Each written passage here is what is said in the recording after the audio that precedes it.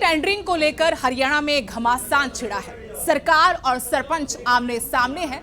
E tendering का मुद्दा गंभीर होता जा रहा है। विपक्ष और सरकार के बीच में जुबानी जंग तेज हो चुकी है, लेकिन इस बीच में सरकार की सहयोगी पार्टी जेजेपी की तरफ से भी एक बड़ा बयान सामने आया है।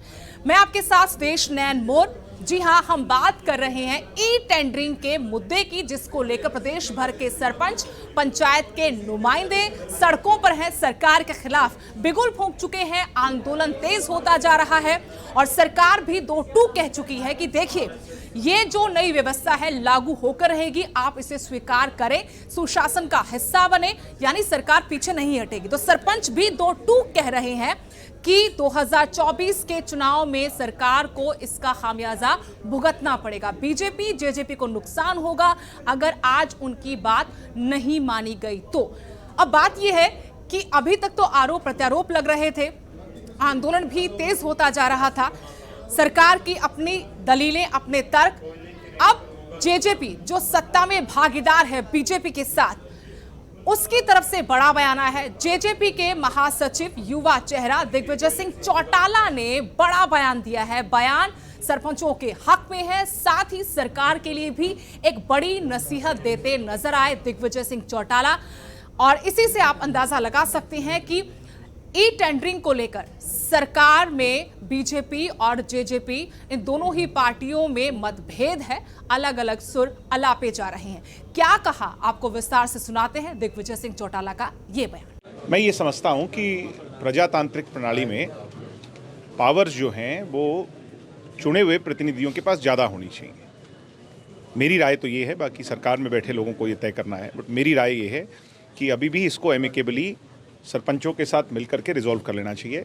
सरपंच हमारे अपने हैं और सरपंचों की नाराज़गी का खामियाजा सभी को उठाना पड़ेगा, तो उनको नाराज़ ना कर करके उनसे बात की जाए। ई टेंडरिंग के अंदर जो बदलाव करने हैं उनको किया जाए, 2 लाख को बढ़ाया जाए और उनकी सहमति ली जाए। प्रजातांत्रिक प्रणाली में पावर जो है 5 साल, जिसको जाकर 5 साल के बाद जवाबदेही करनी है, उसके पास ज़्यादा होनी चाहिए। बाकायदा जो लोग सिर्फ रिटायर होंगे, अधिकारी तो सिर्फ रिटायर ही होंगे, उनको तो 5 साल बाद किसी के पास नहीं जाना, मगर डेमोक्रेसी के अंदर हम लोगों को 5 साल के बाद जनता के पास जाना है, जवाब लेना है। यात्रा करना अच्छी बात है, बुरी बात नहीं, सबको यात्रा करनी चाहिए। और चौधरी देवीलाल जी एक बात कहते थे कि लोगों के बीच में रहना, तो हम भी, आप देखते हो कि हमारी पार्टी के नेता भी सुबह से लेकर शाम तक कहीं ना कहीं लोगों के बीच में रहते हैं। तो अच्छा है जनमानस के बीच में जाके उनकी मूल भावनाओं को समझना, ये कोई बुरी बात नहीं। और क्या गठबंधन? नहीं, हम पूरी तरह तैयार हैं। गठबंधन हमारा मजबूत है, अटूट है, और मुझे विश्वास है कि 2024 के लोकसभा के चुनाव में 10 की 10 सीटों पर मैंडेट हमें मिलेगा। वहीं विधानसभा में भी बहुमत के साथ हमारी सरकार बनेगी। निकाय चुनाव की भाई उम्मीद तो यही है, मगर कई बार होता क्या है कि दोनों में जब तक सहमति ना बन जाए, उससे पहले कुछ भी कहना गलत है। तो एक बार ही सहमति बन जाए किस सीट पर, क्योंकि 3 जगह हैं, 3 में से एक हक हमारा है, एक जगह मेयर पर हम लड़ेंगे और 2 जगह वो लड़ेंगे।